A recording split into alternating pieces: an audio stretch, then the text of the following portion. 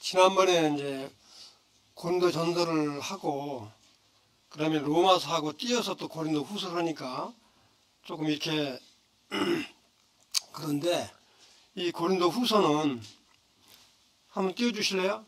PPT. 고린도 후서는 우리 사도 바울이 2차 전도 여행을 이렇게 예루살렘에서 안디옥을 거쳐가지고 2차 전도 여행을 뜨는 에베소는 안 거쳐요. 그리고 하모니, 빌립보, 마게도냐에 있는 데서 고린도에서 고린도 전서는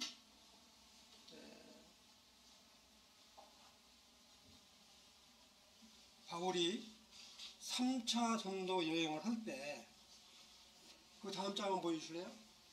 이미 2차 전도 여행을 할 때 이제 고린도에 가서 한 1년 반 동안 이렇게 성도들을 가르치고 교회를 세우게 됩니다.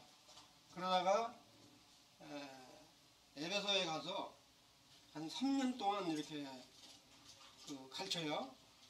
그런데 이렇게 3차 전도 여행은 또 가서 이 에베소에 가서 3년 동안 머무르면서 1년 전에 고린도 교회에 가서 가르쳤던 성도들이 이렇게 소식을 많이 듣게 된 거예요. 지난번에 공부했다시피 고린도전서에는 문제가 많잖아요. 우상을 숭배하는 문제라든지 또 이렇게 만찬 예배를 아무렇게 막 드린다든지 심지어는 이 부활을 믿지 않는 그런 일들까지 또 사도 바울을 이렇게 의심하는 그런 여러 가지 문제들이 엄청 많잖아요. 그래서 욕 중에서 가장 큰 욕이 고린도 같다고 한 말이 제일로 큰 욕이라고 그런 말을 했었죠. 그렇게 고린도가 엉망했어요. 왜냐하면 이렇게 항구 도시이기 때문에 그래요.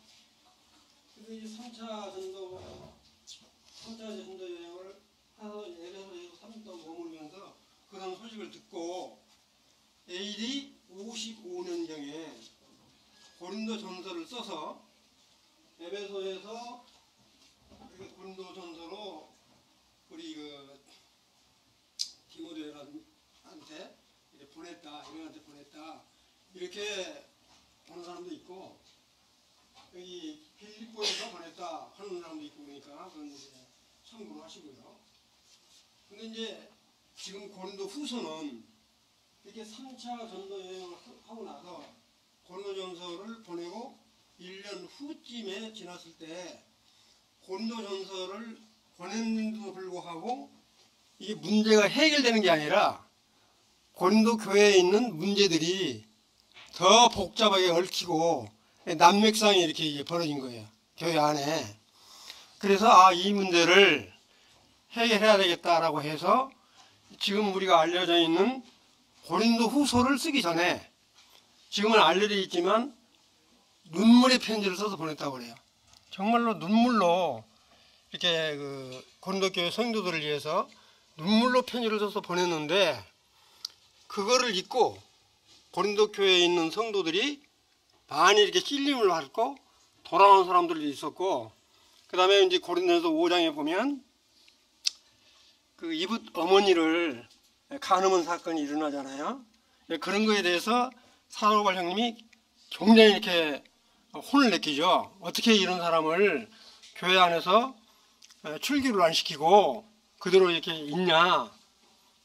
그런데 이제 고린도 후서를 쓸 때쯤 되니까 그렇게 이 간음했던 사람을 출교를 했다. 그런 반가운 소식을 들었고 그 나머지는 조금 이렇게 좋아졌다라고 하는 이야기를 누구한테 듣냐면 디도가 이 마게도냐에서 그런 소식을 듣고 이 사도 바울 형님한테 이야기를 해준 거예요. 사도 바울 형님이 이 마게도냐에 아굴라와 브리스길라 있죠. 그 집에서 고린도 후서를 써서 바로 뭐냐면 이제 디도나 누가 편에 보냈다라고 하는 것이 고린도후서예요. 그러니까 고린도후서는 잘 안 들려? 네, 감사합니다. 고린도후서는 전서나 후서는 다 마찬가지로 이렇게 사도 바울이 3차 전도 여행을 할 때 쓴 편이다. 이걸 기억을 해 주시면 좋을 것 같아요. 대충 무슨 말씀 이해되시죠? 이와 같이 고린도 전후서는 실제 교회 가운데 일어났었던 일로 이 고린도 전후서를 어떤 말을 하냐면 정말로 교회 안에 일꾼들이 필독서로 읽어야 될 그런 서다. 이렇게까지 이야기를 해요. 디모데전서 전후서도 이야기를 하지만 정말 고린도 전후서는 교회에 일어난 여러 가지 문제점들이 있잖아요. 신약성경 중에서 가장 긴 서신서가 지난번에도 말씀드린 지 어딘지 아세요? 사도행전이 28장이에요. 그런데 고린도전서가 16장, 그 다음에 고린도후서가 13장, 그래서 29장이에요. 이와 같이 29장이면 엄청 많이 길잖아요. 그러니까 이렇게 서신서가 길다라고 하는 것은 그만큼 문제가 많다. 이렇게 보시면 돼요. 그래서 오늘 이렇게 고린도후서는 한마디로 말씀드리면 정말 이 사도 바울이 아주 개인적인 감정이 물씬 풍겨나는 서신서다 이렇게 보시면 돼요. 개인적인 감정이 특히 어떤 거냐면 자기가 전한 복음에 대한 것들을 고린도에 있는 성도들이 의심을 하고 얼마나 안타까워요. 그런 거에 대한 우리 이게 고린도에서 우리 사도 바울과 디모데와 실라, 아굴라 이런 사람들이 복음을 전했잖아요. 이런 복음에 대한 거를 의심을 하는 거야. 그지 거짓 교사들이 들어가지고 그러니까 얼마나 이 마음 가운데 아픔이 있었겠어요. 그런 거에 대한 우리가 전한 복음은 정말로 신실한 복음이다, 진실한 복음이다. 그거를 이야기를 할 뿐만 아니라 그 다음에 사도 바울이 우리 고린도전서도 그런 말이 나오잖아요. 다른 모든 사람들은 나를 사도라고 여기지 않을지라도 너희들만은 내가 사도다 이런 표현을 하잖아요. 이 사도권은 하나님의 부르심을 받은 자다. 그렇게 해서 그 사도에 대한 권위, 정당성을 이렇게 이제 피라고 하는 그런 장이다 이렇게 보시면 되겠어요. 그런데 이 1절에 딱 보면 뭐라고 나와요?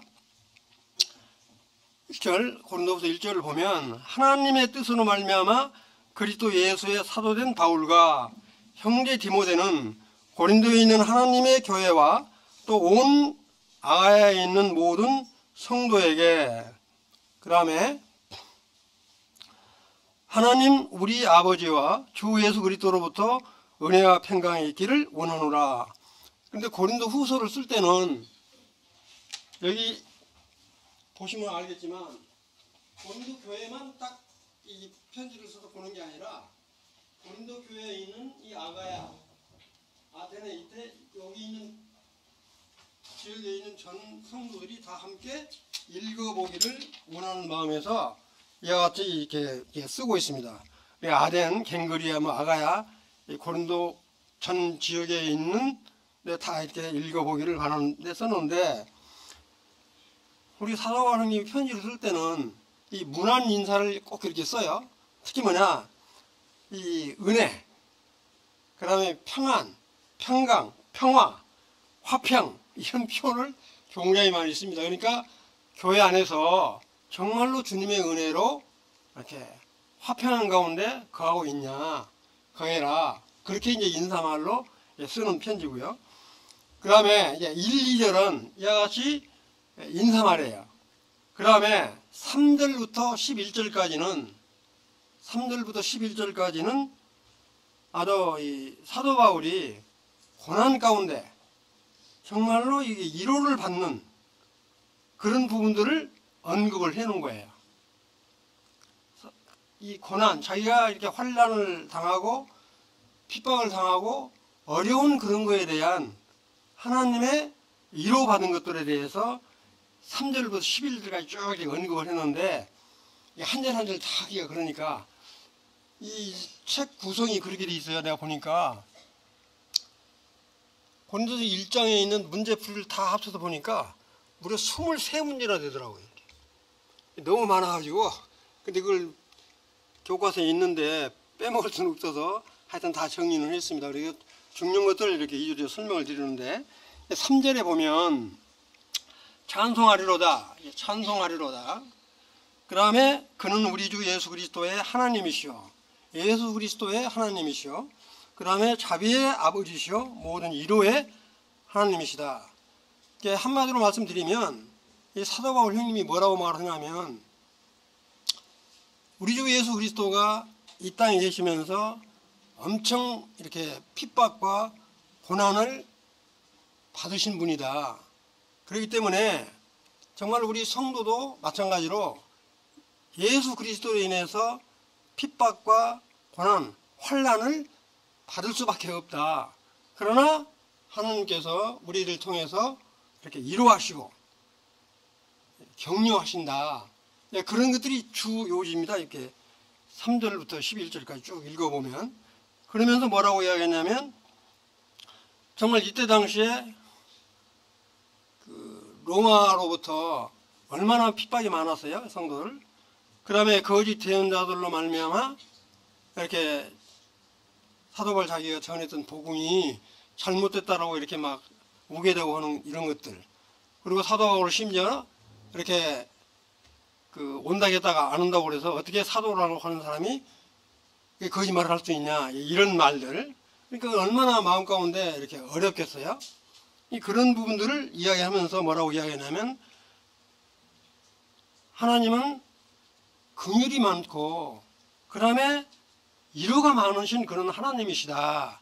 이렇게 표현을 하면서 4절에 보면 우리의 모든 환난 중에서 우리를 위로하사 환난 중에서 우리를 위로했고 우리로 하여금 하나님께서 받은 위로로서 모든 환난 중에 있는 자들 등이 위로하게 하신 위로다. 하나님은 긍휼의 하나님, 자비의 하나님, 은혜의 하나님, 위로의 하나님이시다라고 이야기를 이렇게 쭉 하는 것들이 연결되어 있는데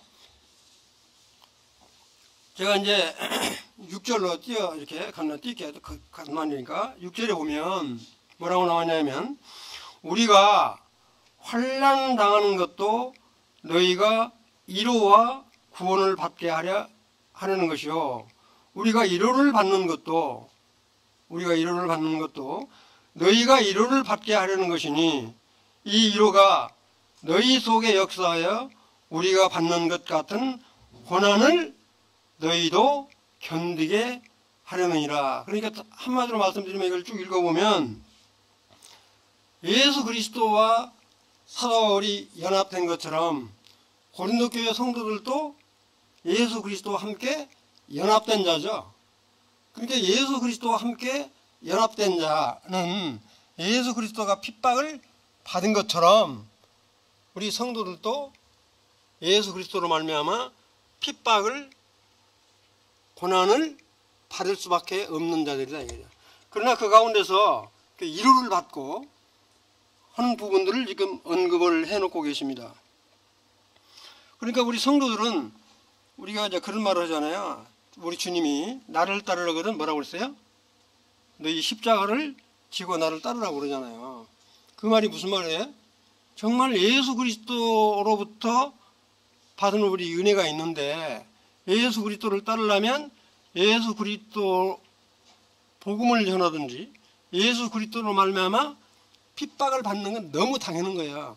그런 거를 갖고 나를 따르라 이렇게 말씀하시잖아요. 그런 부분들을 이렇게 언급을 하고 계세요.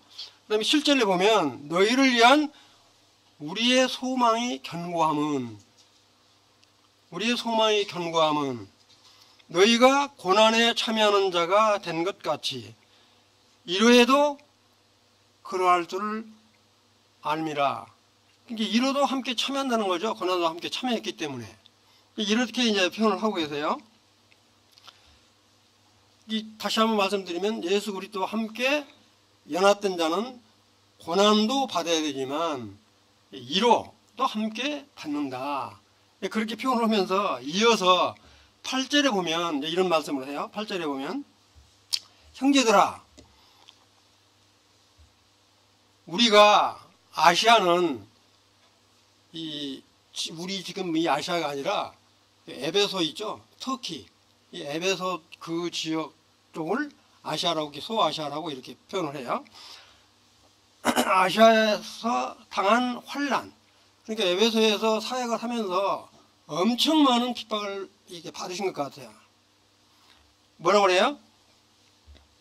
환난을 너희가 모르기를 원치 아니하노니 힘에 겹도록 심한 고난을 당하여 살 소망까지 끊어지고, 이 정도 되면 우리 사도 바울 형님이 얼마나 이렇게 그 고난을 당했는지 이렇게 지금 표현을 하고 있는 겁니다. 그러니까 내가 에베소에 있으면서 정말로 주의를 위해서 이렇게 고난을 많이 받았다. 사실 우리가 인간적으로 생각하면 사도 바울 형님은 정말 학식이 무지하게 풍부하신 분이잖아요. 사내들인 공예처럼 아주 이렇게 지위가 있는 사람이었어요. 그런데 담에색 성당에서 주님을 만난 뒤에 정말 이렇게 복음의 사명을 가지고 그런 많은 핍박을 받으면서도 이렇게 사역을 하시잖아요. 이런 말을 지금 표현을 하고 있는 겁니다. 그러니까 인간적으로 보면 사도 바울이 그렇게 참 학식이 많고 똑똑하고 잘나고 그런 사람인데, 세상으로 말하면 그렇게 이제 이따가 보면 여러분들 고린도전서 후서 11장 한번 펴보세요. 고린도후서 11장 24절부터 26절까지를 이렇게 보시면 우리 사도 바울 형님께서 자기가 이렇게 환난 받은 것을 이렇게 언급을 하고 계세요. 거기를 내가 쭉 읽지 않고 설명을 드리면 뭐라고 나와 있어요?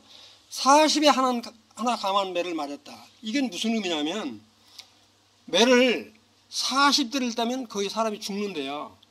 40대를 때려가지고 죽으면 때린 사람이 벌을 받아요. 벌을 받게 돼 있다고 그래요. 그때 당시에. 그러니까 40대까지 안 때리고 39대만 때리는 거예요.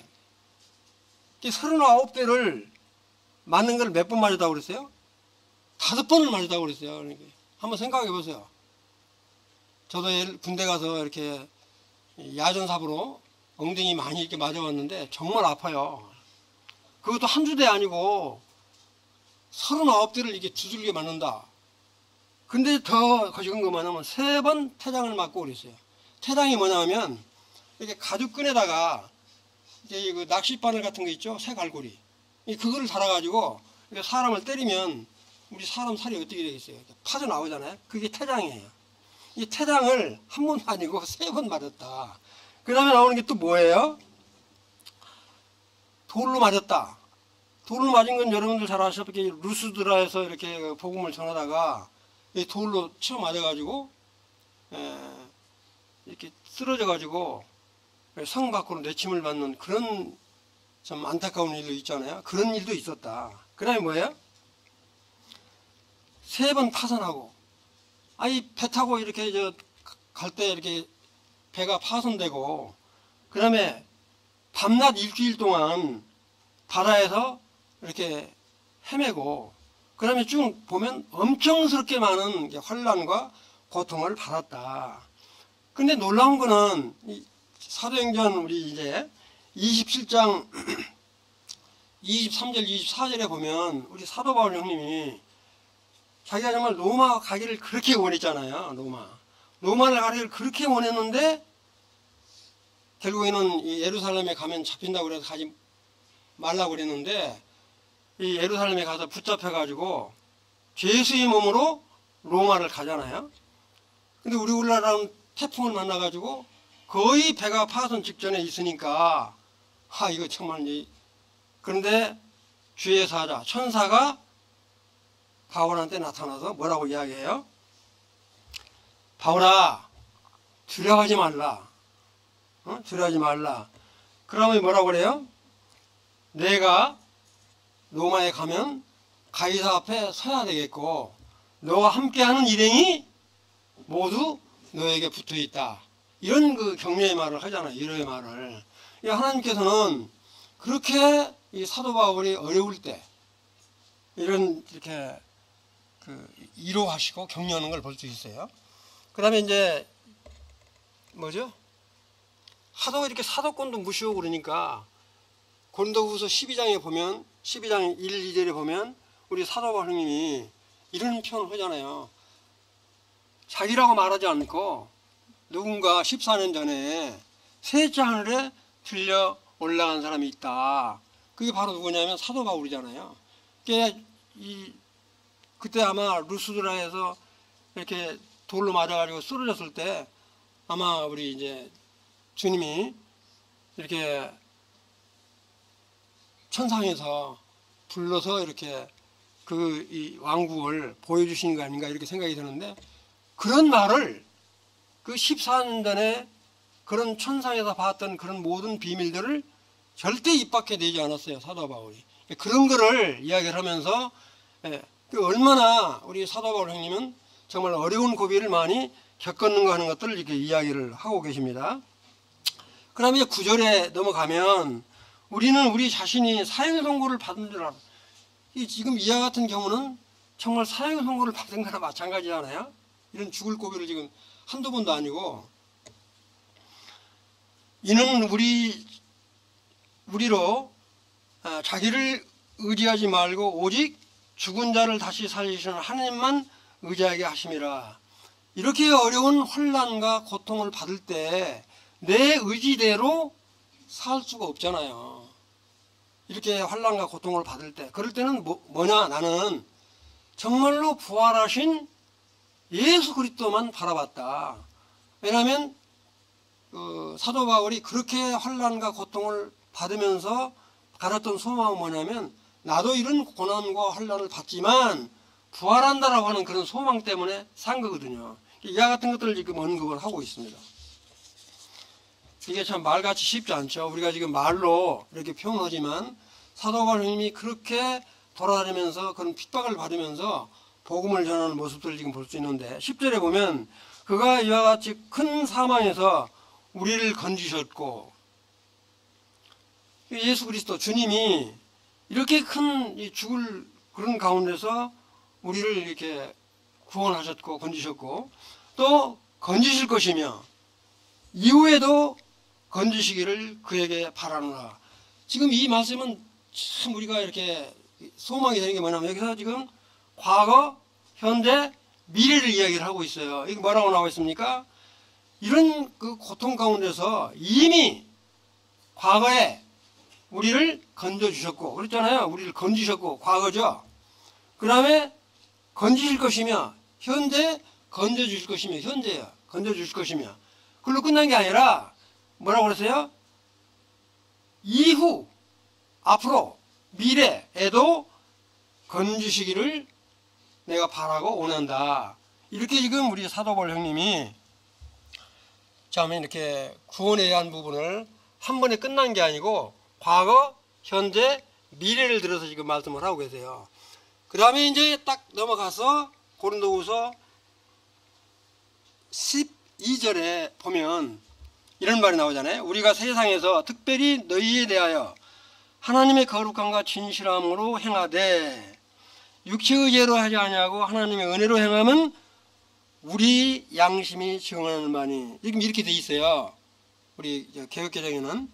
근데 이거를 조금 풀어서 설명을 드리면 흠정력에는 이렇게 표현되어 있습니다. 뭐라고 나와 있냐면, 세상에서 특별히 너희에 대하여, 이 말을 뭐라고 하냐면, 우리가 세상에서 생활할 때에 단순하다. 단순함과 그 다음에 하나님께 속한 진정으로 이런 표현을 하는데, 사도 바울 형님이 복음을 전할 때 단순한 복음을 전한 거지 철학적인 문구를 써가면서 이렇게 안 했다는 거예요. 단순함으로 했다. 무슨 말씀 이해되시죠? 우리 복음이 얼마나 단순해요? 이렇게 복잡한 것이 아니다. 세상 초등학문으로 이렇게 비를 꼬아가지고 한 게 아니고 이렇게 단순함으로 이렇게 했다. 근데 그와 같이 전한 예수 그리스도의 복음은 하나님의 거룩이다. 이래. 거룩함이다 하라고 하는 건 예수 그리스도 복음이 거룩하다는 거야. 이렇게 거룩함과. 그 다음에 복음을 전할 때 내가 대충 이렇게 하는 게 아니고 정말로 진실함으로 했다. 단순하고 진실함으로 내가 이렇게 복음을 전했다. 그런 걸 지금 언급을 하고 있어요. 그 다음에 여기 육체의지라고 그랬죠. 육체의지. 육체의지 이게 어려운 말 같은데 이거 꼼수다 이렇게 생각하시면 돼요. 꼼수. 무슨 말이냐 한마디로 말하면 뭐 하려면 이게 꼼수 되어가지고 이렇게 사람 이렇게 속임수를 쓴다는 이런 짓도 안 했다는 겁니다. 이렇게 내가 너희들한테 복음을 전하고 말할 때 육체의지의 내 생각으로 꼼수를 지어서 니들 이렇게 숨기려고 한다는 그렇지 안 했다. 이해되시죠? 그 표현하면 그렇다는 거예요. 육체의지라는 게. 그러면 뭐라고 그래요? 하나님의 은혜. 하나님의 은혜는 뭐예요? 예수 그리스도의 복음을 전하지 않고는 견딜 수 없는 사람이에요. 사도 바울은. 그게 바로 하나님의 은혜예요. 우리 고린도전서 9장 16절에 그런 말을 하잖아요. 사도 바울 형님이. 내가 복음을 전할지라도 자랑할 것이 없는데 내가 이렇게 하여튼 이 복음을 전하지 않고는 못 견딘다. 그래서 뭐라고 그러세요? 내가 복음을 전하지 않고는 화가 미칠 거다 그러잖아요. 그러니까 나는 정말 이와 같은 하나님의 은혜를 가지고 너희들한테 복음을 전하는 것이지 단순함으로 이렇게 복음을 전하는 것이지 내가 같은 꼼수를 써가지고 너희들 속이려고 그렇게 한 거 아니다. 얼마나 솔직한 말이에요. 이렇게 이런 심정을 고린도 교회 성도들이 알아주기를 원하는 거죠. 자, 그 다음에 이제 13절에 보면 오직 너희가 잊고 아는 것 외에 우리가 다른 것을 쓰지 아니하노니 너희가 완전히 알기를 바라는 것은 지금 고린도전서를 쓰는 것도 지금 고린도후서를 쓰는 것도 정말 내가 이렇게 이 쓰는 것 이게 정말 진실한 것이다. 이 글 속에는 다른 어떤 것들이 숨겨져 있지 않은 것이다. 정말 진실한 것들 내가 진실하고 내 속에 담아있는 것들을 쓴 것이기 때문에 이것을 뭐라고 그랬어요? 내가 쓴 편지에 대해서 정말로 진실로 깨닫고 알아라. 그렇게 하면서 뭐라고 그랬어요? 완전히 알기라고 그렇게 표현을 했는데 완전히 알기란 말은 끝까지 영원히 그렇게 알아줬으면 좋겠다 그런 뜻이에요. 여기서 끝까지라고 그러니까 완전히라는 말은 좀 표현이 그러는데 이 표현 자체는 정말로 이렇게 내가 쓴 편지 속에 담아있는 진심으로 이렇게 쓴 편지는 영원히 주님나라에 갈 때까지 그 말이죠. 영원히 그렇게 진실로 알아주기를 원한다. 이렇게 지금 쓰고 있습니다. 14절에 보면 너희가 우리를 부분적으로 알았으나 우리 주 예수 날에는 너희가 우리의 자랑이 되고 우리가 너희의 자랑이 되는 것이다. 이게 보면 부분적으로 알았다는 말은 이게 두 가지로 해석할 수 있는데 자 고린도 교회에 있는 성도들이 온 성도들이 전부 다 고린도 교회에서 복음을 전했던 사람이 예를 들어서 뭐 사도 바울도 있었고 디모데도 있었고 실라도 있었고 이렇게 아볼로도 있었고 그러잖아요. 이렇게 온 성도들 중에서 일부는 우리가 복음을 전하는 것 니 알고 있다. 이렇게 부분 얘기란 말이 그렇게 해석할 수도 있는가 하면 내가 우리가라고 계속 나오는데 우리가라고 할 때는 바울, 그다음 디모데, 실라, 아볼로 이런 사람들 포함해서 지금 이렇게 표현을 쓰는 거예요. 뭐냐 고린도에 있는 성도들을 다 바울이 복음 전하는 건 아니잖아요. 이렇게 그래서 부분적이라 이런 표현을 부분적으로는 내가 우리가 복음을 전하는 것을 알았을 것이다. 그러나 중요한 게 그거예요. 그러나 주 예수의 날에는 뭐라고 그랬어요? 이게 복음을 전하고 했으니까 우리가 이제 시골에서 딱 공증이 올라가면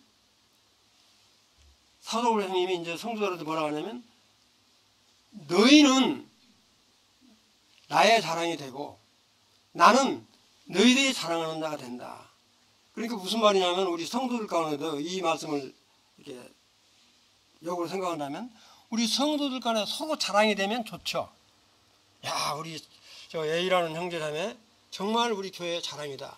또 다른 지체는 야, 저 형제가 정말로 우리 교회의 자랑이 된다라고 서로 이렇게 칭찬을 한다면 얼마나 좋겠어요? 사도 바울님이 그렇게 이야기를 하고 있습니다. 이렇게 부분적으로 알고 있지만 예수의 날에는 정말로 너희들은 내가 자랑할 사람이 되고 너희들은 내가 자랑이 된다.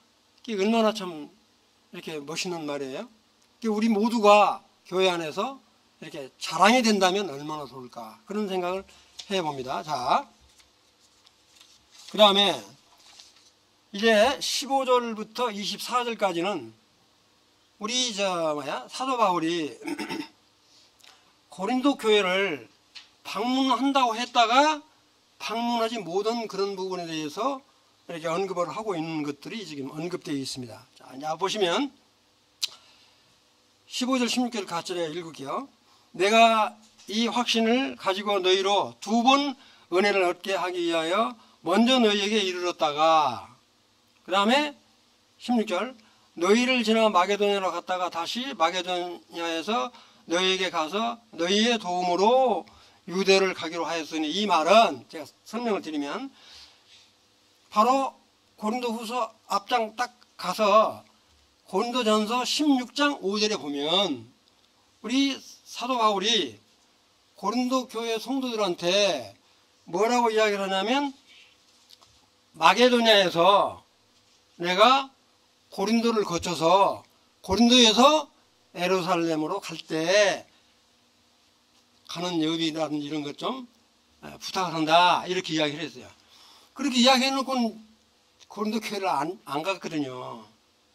그걸 이야기를 하는 거예요. 그 다음에 이제 16절에 뭐라고 했어요? 너희를 지나, 고린도 교회를 지났다가 마게도냐로 갔다가 마게도냐에 다시 너희한테 간다. 이게 두 번 들리는 거죠, 고린도. 이거를 두 번 은혜를 받았다고 이야기를 하는데, 이렇게 이야기를 두 번 은혜라는 거는 1년 6개월 동안 고린도 교회에 가서 복음을 전하고 했던 이거 한 번 하고, 그 다음에 나중에 가면 두 번째 가는 거니까 이걸 두 번 은혜를 했다, 이렇게 이야기도 하고, 그 다음에 고린도전서 1장 16절에 나와 있는 것처럼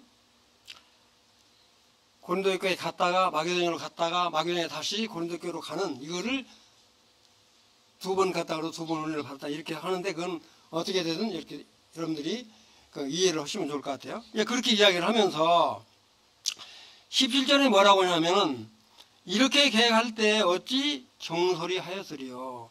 내가 고린도 전서를 마감할 때 16장 5절에서 언급할 때 고린도 교회를 마게도냐를 거쳐서 고린도 교회로 가겠다라고 말한 이와 같은 계획이 내가 너희들한테 거짓말로 했겠냐. 거짓말로 안 했다는 거야. 그럼 왜 안 갔냐? 갈 수 있었지만 지금 사도 바울 형님께서 고린도 전서를 쓸 때도 아주 이렇게 마음이 편해서 기뻐서 편지를 쓴 게 아니잖아요. 가면 좀 혼내줘야겠다, 이런 마음으로 쓰신 거거든요. 그래서 그런 마음을 가지고 만약에 고린도 교회를 방문한다면 너희들한테 내가 정말 이렇게 후달릴 텐데, 그런 심정으로 받으면 너희들 마음이 어떠겠냐. 그러니까 내가 이렇게 안 간 거를, 이렇게 방문을 하지 않은 거를 지금 이야기를 하고 있는 거예요. 무슨 말 이해되시죠? 그러면서 뭐라고 하냐면, 어찌 경솔히 내가 갔다가 안 갔다가 이렇게 마음대로 계획을 바꾸겠느냐. 최소한도 하나님 앞에서 약속을 한 것인데, 그럼 나중에 이제 보면 알겠지만 내가 너희들 때문에 이 약속을 변경한 것이다. 지금 이런 말을 하고 있는 겁니다. 그래서 뭐라고 했어요?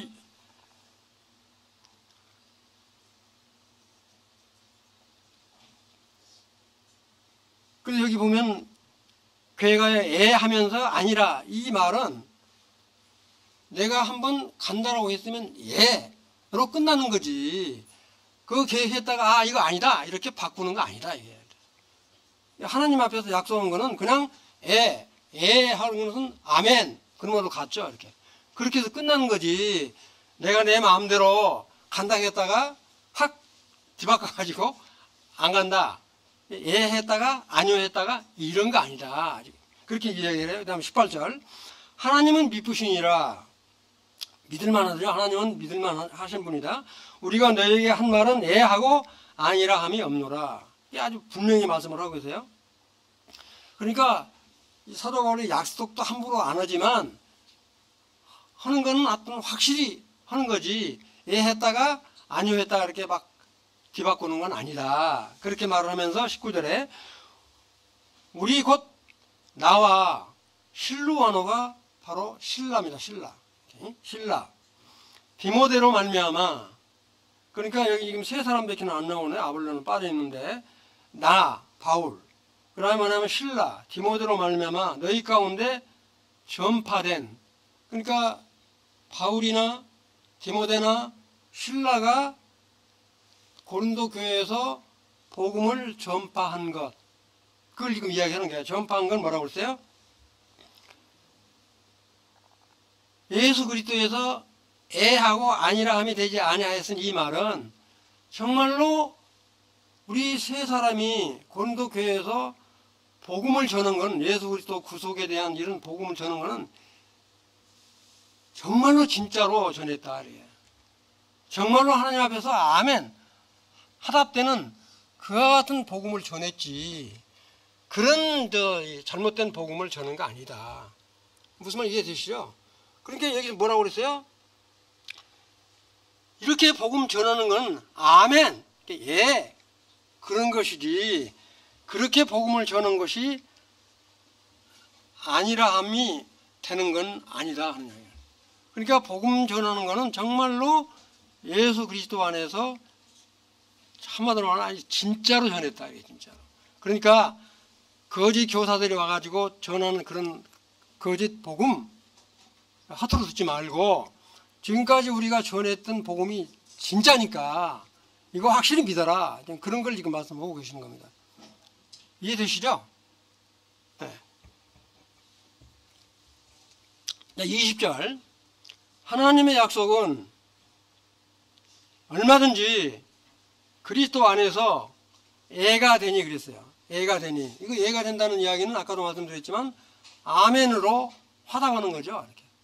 정말 예수 그리스도의 구속에 대한 이 복음은 아까도 말씀드렸지만 아주 단순한 복음인데 이와 같은 것은 정말 아멘으로 이렇게 화답된 복음이다. 이거지. 하나님께 이런 복음은 영광을 돌리는 것이다. 그게 참 놀라운 말씀이시죠? 그러니까 하나님께서 약속하신 그런 모든 말씀들은 예수 그리스도 안에서 반드시 성취된 거죠. 성취 안 된 적이 없어요. 아까도 말씀드렸지만 과거에도 됐고 현재도 되어가고 있고 앞으로도 반드시 되어간다. 무슨 말 이해되시죠? 그거를 지금 언급하고 있어요. 하물며 하나님 앞에서 약속한 것 이건 반드시 이루어질 것을 확신하기 때문에 아멘으로 화답하면서 우리가 전한 복음에 대해서 하나님께 영광을 돌려드린다 하는 이야기입니다. 우리의 삶이 하나님께 영광이 돼야 되지 우리의 삶의 모습이 하나님의 영광을 가리면 안 되잖아요. 마태복음에서 보면은 나의 착한 행실로 하나님께 영광을 돌리라고 그러잖아요. 그런 것처럼 지금 살아올 형님이 이와 같이 고린도 교회 성도들을 향해서 우리가 전한 복음은 정말로 진실한 것이다. 그러니까 이렇게 거짓 교사들 이런 사람들에 의해서 현혹되지 말고 이런 복음을 정말로 들으라 지금 말씀을 하시면서 21절 우리를 너희와 함께 그리스도 안에서 굳건하게 하시고 우리에게 기름을 부으신 이는 하나님이시니 그랬어요. 우리가 예수 그리스도를 구주로 영접을 하게 되면 우리 주님이 승천에 올라가실 때 뭐를 하셨어요? 성령님을 내려 주시잖아요. 이와 같이 기름 부음을 우리한테 준 거야. 구약 때는 없었어요. 이렇게 성령이 왔다가 이렇게 떠났다가 이렇게 했지. 그러나 지금 신약 때는 한 번 우리 안에 들어오신 성령님은 절대 떠난다 안 떠난다? 안 떠나요.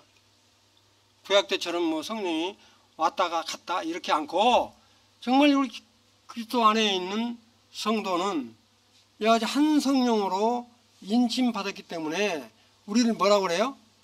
공동체 또는 교회라고 그러잖아요. 이렇게 교회라는 표현이 에클레시아고 그래서 정말로 하나님의 부르심을 받은 자들의 무리라고 되어 있잖아요. 그러니까 원칙으로 교회는 믿지 않는 사람이 들어가 있는 것이 아니에요. 복음 때문에 그렇게 하지만 그렇게 지금 말씀을 하고 계십니다. 다시 말씀드리면 한 성령으로 우리는 굳건하게 모여있는 곳이다 라고 지금 이야기를 하는 겁니다. 이렇게 지금 우리 안에 있는 성도들은 한 성령님으로 매여 있는 거예요. 하나님을 우리는 믿고 있는 겁니다. 이렇게 22절에 보면 내가 내 목숨을 걸고 또한 우리에게 인치시고 보증으로 우리 마음에 성령을 주셨느니라. 같은 의미인데 정말로 성령님으로 우리에게 인침을 주었을 뿐만 아니라 우리를 뭐라고 그래요? 보증했다고 그러잖아요. 그렇게 인쳤다라고 하는 건 봉인했다는 이야기거든요. 딱 봉해버리면 도망갈 수 있어요 없어요? 그러니까 우리가 이렇게 이제 휴거돼 갖고 딱 하나님 앞에 딱 서게 되면 우리 주님이 우리들을 다 변호해 주실 거야. 그런 것처럼 우리들한테 뭐라고 이야기를 하냐면 성령으로 인침을 받고 보증된 사람이다. 우리 성령이 바로 보증수표라고 보시면 돼요. 표현이 좀 그런데 정말 우리는 얼마나 복된 자인가. 이게 정말 하나님의 은혜다. 자, 23절 우리가 너희 믿음을 주관하려는 것이 23절 내 목숨을 걸고 하나님을 불러 증언하시게 하노니 내가 다시 고린도에 가지 아니한 것은 너희를 아끼려 함이라. 아까 내가 설명드렸잖아요.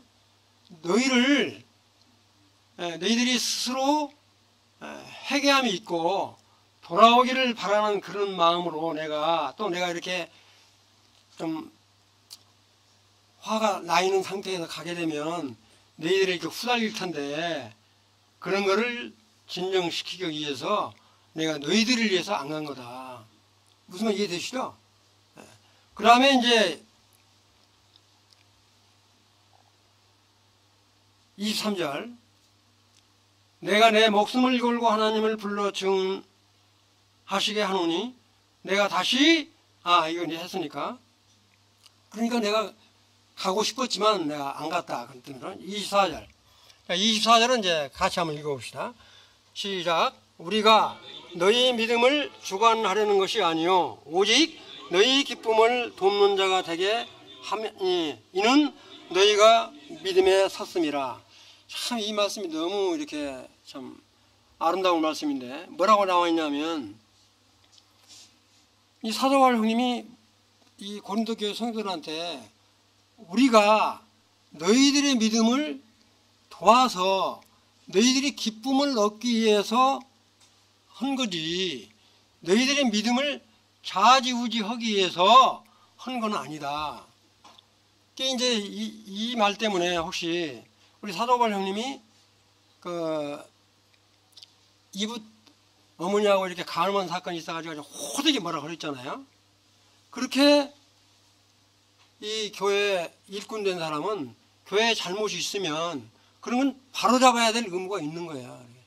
그런 거를 이야기하는 게 아니라 그런 것까지 다 그냥 이렇게 하는 게 아니고 그런 모든 것들은 너희들의 믿음을 잘 지켜나갈 수 있도록 하기 위해서 한 것이지 다른 어떤 믿음을 이렇게 좌지우지 하려고 하는 건 아니다.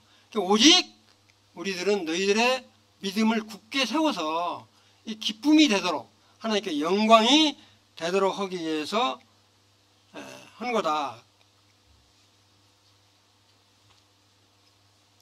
너희들은 믿음에 굳게 서 있을 것을 이렇게 당부하고 계시는 내용으로 나와 있습니다. 그런데 이 고린도후서를 전부 읽어보면 이와 같이 개인적인 감정이 아주 풍부하게 담아져 있어요.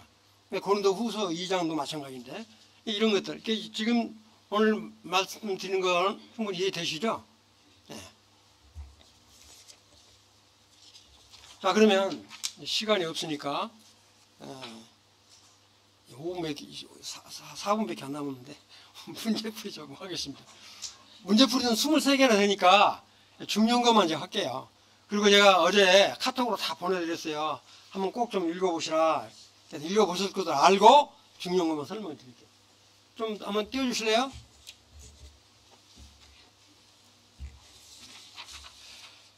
고린도후서 기록 동기는 뭡니까?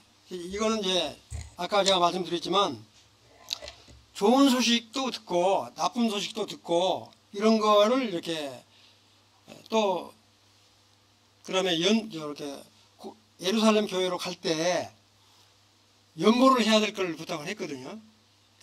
내가 이번에 갈 때는 연보를 꼭 좀 할 걸 이런 것들. 그다음에 이제 정말 사도 바울 형님이 그 인간적인 그런 부분들을 속에 맺혀 있는 것들을 다 충분히 토로한 이런 것들을 통해서 이렇게 동기로 쓰신 거라 이렇게 보시면 되고 참고로 보시고 그 다음에 2번은 아까 내가 설명을 드렸는데 이거는 정말로 여기 보면 하나님의 뜻으로 말미암아 그리스도 예수 사도가 되었다라고 자신을 소개한 이유는 뭔가 이건 아까 제가 설명드렸잖아요. 예수 그리스도로 말미암아 부르심을 받고 내가 사도된 거다. 그렇게 해서 이렇게 넘어가고요. 그 다음에 좀 건너뛸게요. 그 다음에 4번 보면 3, 4절에 하나님은 어떤 분으로 찬양하고 있는가. 찬양하는 건 정말 우리한테 아주 필요하죠. 정말 찬송하리로다. 그는 우리 주 예수 그리스도의 하나님이시오. 예수 그리스도의 하나님이시오. 자비의 하나님이시오. 긍휼의 하나님이시오. 위로의 하나님이시다. 그런 것들을 지금 쭉 언급을 하고 있어요. 그 다음에 좀 건너뛸게요. 6번을 한번 이렇게 보시면 6번 바울의 환난이 어떻게 고린도 성도들에게 위로와 구원이 될 수 있는가. 그래서 바울의 그 고난은 절대 바울은 믿음이 흔들리지 않고 그런 환난 가운데서 바라는 게 뭘 바랬어요? 정말 이렇게 부활에 대한 소망을 갖고 믿음이 흔들리지 않았다는 거. 그걸 이렇게 이해를 하시면 되겠고요. 그 다음에 8번, 11번 한번 보시면 11절에 많은 사람의 기도로 얻은 은사란 무엇이며 이 말씀이 우리에게 주는 교훈은 무엇인가. 이건 제가 아까 건너뛰었는데 여기서 말은 사도 바울이 그렇게 신실한 형제님도 고린도 교회 성도들한테 우리들을 위해서 기도해달라 이렇게 우리 중보적인 기도를 하는 것이 사도 바울 사역에 굉장히 큰 영향을 미쳤기 때문에 지금 부탁을 하고 있는 겁니다.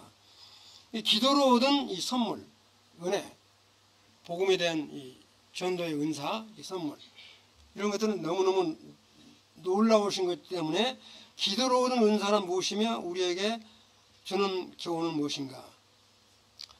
이 구속이잖아요. 이렇게 우리가 구원받은 것처럼 큰 은혜가 없잖아요. 은사가 없잖아요. 은사가 선물이에요. 무슨 이렇게 방언을 한다니 뭐 이런 것만 은사가 아니고 정말 하나님으로부터 받은 은사는 정말 우리가 구원을 받았다라고 하는 것. 이처럼 큰 은사가 없어요. 그걸 말하는데 그런 건 전부 다 성도들의 뭐야? 기도로 얻은 거다. 기도로. 자, 그 다음에 건너뛸게요.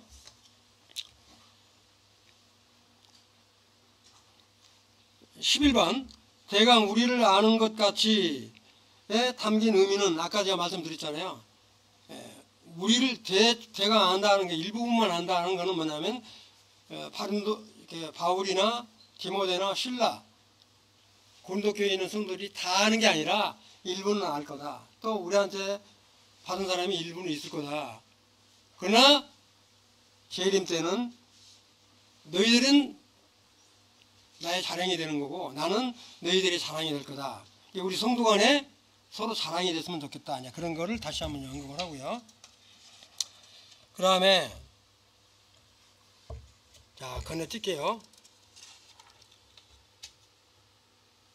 13번 보면 12절에서 바울은 자신의 사역이 거룩함과 진실함으로 하되 육체의 지혜로 하려 하냐고 하나님의 은혜로 행하는 것이 우리의 자랑임을 강조한 이유는 무엇인가? 이건 제가 아까 말씀드렸잖아요. 정말로 이 사도 자신의 이 사역은 정말 예수 그리스도의 복음 이 사역이기 때문에 정말 그건 이렇게 구분된 사역이다. 그걸 이렇게 언급을 하고 계셔요. 그걸 지금 이렇게 복음을 전하지 않고는 내가 화가 미친다고 하는 것처럼 그러니까 복음을 전하지 않고는 견딜 수 없다. 그런 것들이 바로 뭐냐면 이렇게 전하면서 이건 거룩이고 그 다음에 뭐냐면 진실하고 정말 내 마음에 오는 심정으로 내가 너희들한테 복음을 전했다. 지금 그런 말씀을 하신 거고요. 그 다음에 이제 시간이 너무 지났으니까 건너뛰어가지고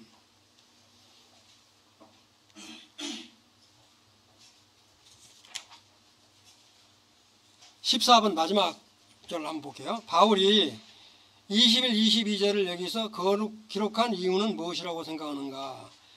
21절은 아까도 말씀드렸지만 우리를 너희와 함께 그리스도 안에서 굳건하게 하시고 우리에게 기름을 부으신 이는 하나님이시니 22절 그가 또 우리에게 인치시고 보증으로 우리 마음에 성령을 주셨느니라. 이건 아까 제가 말씀드렸던 부분이잖아요.